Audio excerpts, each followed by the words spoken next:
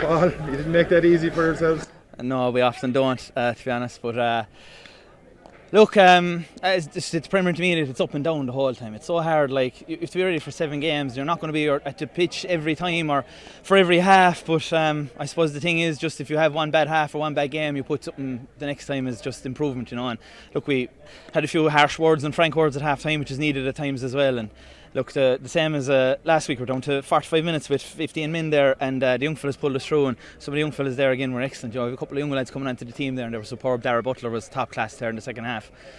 So look, it's more about grinding out things, really. You know, it's like the beauty of the Premier Intermediate is the best team always ends up winning it out eventually, because there's 7 games. There's no room for luck, really. So you just have to keep grinding things out, and it's only half the job done. Like, we've 4 more matches to play after the break. Like, so we've 5 points out of 6. It's a good start.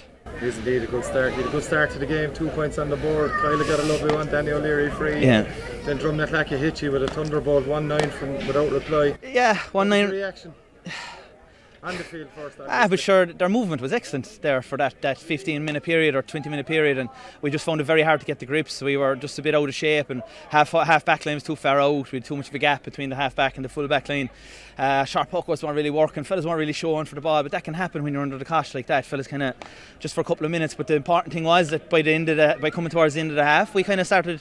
Fellas were showing for the ball, breaking tackles, trying to do the right things anyway, and we did narrow the gap at half time, which is very important. Like, you know, 6 points is achievable. 9 points is a tough one to cover at half time. You know, it's a bit of a tougher task. Like, it's always easier 2 pucks of a ball to be saying at half time, but their movement was top class. They had trouble anyone there for that 20-minute period, but I just think when we did settle and get to grips with it, we just kind of drove on, you know.